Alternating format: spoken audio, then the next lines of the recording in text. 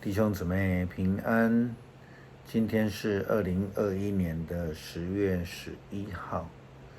今天的经文是诗篇39篇、约伯记26章第1到14节、启示录第7章第9到17节。今天要跟大家分享的主题是经历大灾难。不晓得这几天的连假大家过得如何？愿上帝保守我们在旅途的交通当中有他的所赐的平安。另外，现在外面正在下着大雨，刮着风，也求主保守我们。我们需要雨水，但也需要他所赐的平安。今天想要分享的内容我记得在读神学院道学硕士研究所的时候呢，曾经在这个之前，曾经在新竹中会的巧爱教会担任主托传道。这间拥有了500多坪的土地的教会，其实只有一间破破的礼拜堂，小小而臭臭的厕所。在服侍的这1年半多的时间里面，为了要整建这个礼拜堂，到处去募款，为了教会盖了教育馆以及新的公共厕所，礼拜堂的屋顶、外墙，同时也都整建完成。谢谢很多的亲人朋友，过去的兄姐很热心的来支持、来捐献，为了上帝的教会来努力。那这一间教会呢，其实经历过大灾难，就是说聚会的人数越来越少。这是一间在长老教会，台湾基督长老教会里面非常少有，甚至剩下的仅有的一间眷村的教会。当时候我去接任的时候，只有6个会友在聚会。感谢上帝，现在不但是已经建堂完成，看总会的资料，目前聚会的人数也已经达到77人。记得当时候刚刚到这个教会牧会的时候，因为人数很少，就到这个眷村里面去探望很久没有来的会友。我不但发现了眷村其实就是一个联合国，更是一个场所，是大家都在比自己所遇到的大灾难，谁的是最凄惨。事实上呢，其实每一个人都经历很多的灾难，遭遇到大灾难，但是呢，根本不需要比比谁的苦难，比的谁的比较凄惨谁的比较悲哀。其实在这样的当中，在人生的经历当中，我们需要的是去思考我们的日子应该要怎么样的过，要依靠谁我们才能度过这个艰难能够经历困境的人，能够胜过苦难的人，才有可能得到救恩。但是我们到底是要如何才能胜过生命的大灾难呢？有一件事情是非常确定的，就是靠自己当然是不行了我们来看看一下摩西的诗篇，在诗篇第90篇，我们引用11到17节。经文说到：谁晓得你愤怒的威力谁明白你震怒的可畏？求你教我们数算我们的年日，好使我们心有智慧。上主你的震怒几时终止？求你连续你的仆人。每日清晨，求你使我们饱享你的慈爱，使我们一生充满欢欣喜乐。你使我们遭受多少年日的苦难，求你也使我们享受多少年日的喜乐。15节我们特别注意一下哈。求你让你的仆人看见你大能的作为，让我们的子孙看见你荣耀的威力。主我们的上帝啊，求你赐福给我们，求你使我们一切的工作顺利，求你使我们所做的一切成功。我们知道帮助我们经历苦难的是上帝，但也就如同约伯一样，我们仍然时常心存怀疑。就如同约伯回答说，你对我这个无能的人确实给了不少的帮助，你对我这个无力的人竟大大的加以救援。像我这样愚蠢的人，你竟给了我这么多宝贵的指教。然而你想，谁会听你的指教呢？究竟谁感动你说出这样的话呢？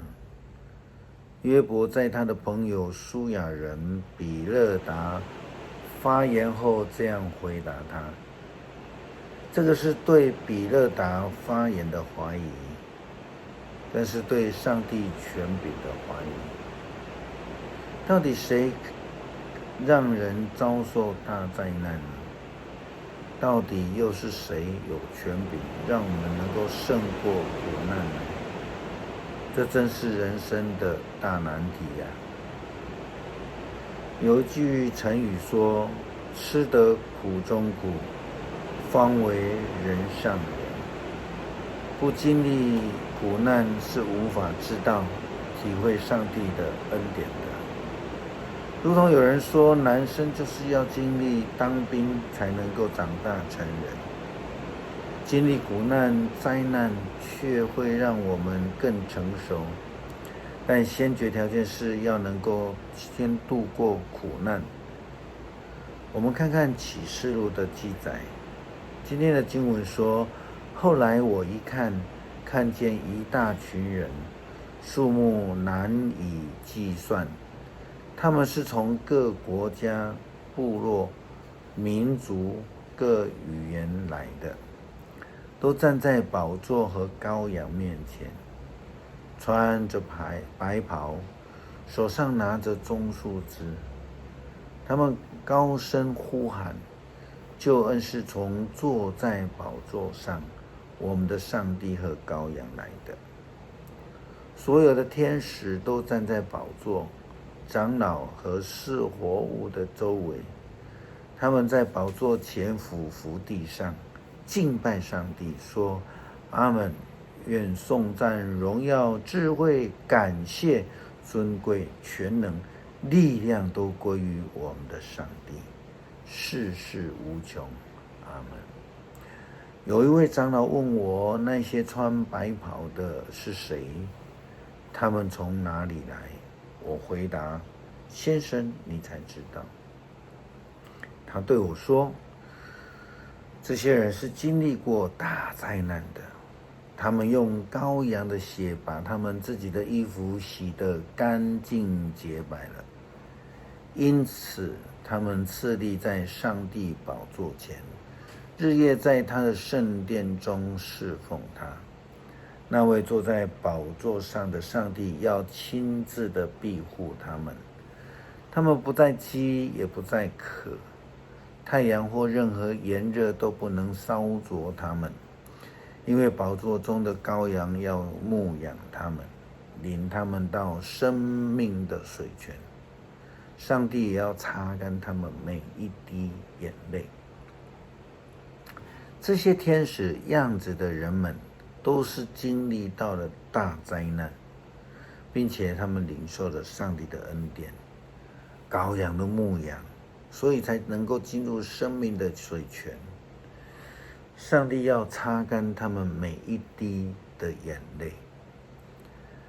经历大灾难的却不是那么的容易了哈，但是呢，却是上帝的旨意跟恩典。只要是相信的人，就要学习到依靠、追求，并让上帝为我们征战，这样子我们才能够胜过灾难。最后，我们再用诗篇39篇作为今天的祷告。我说过，我要谨慎我的行为，不要让我的舌头犯罪。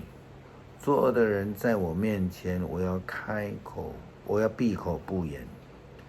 我静默不发一言，连好话也说不出口。但是我的痛苦更加剧烈，我心里充满了焦虑。我越沉思，越觉得不安，禁不住发问：上主啊，我的寿命多长？我几时会死？求你指示我的终局几时来到？你使我的生命那么的短促，在你的眼中，我的一生的岁月几乎等于零。个人的生命不过像一口气息，人生如泡影，一切的操劳都是虚空。他累积财富，却不知道归谁享用。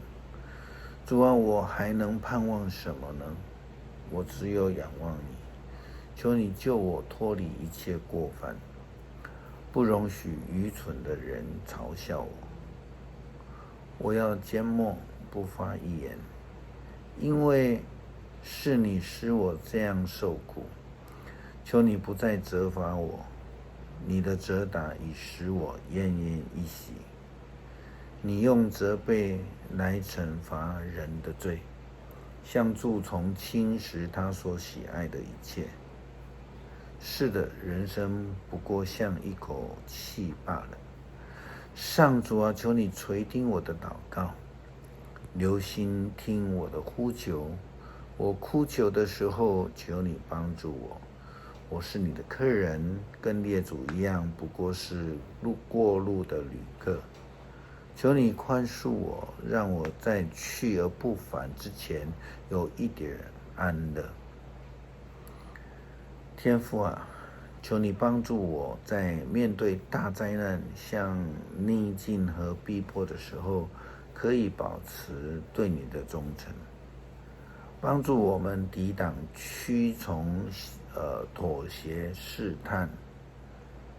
愿我们继续在盼望当中来侍奉你，愿你得胜，相信你得胜的应许。阿们。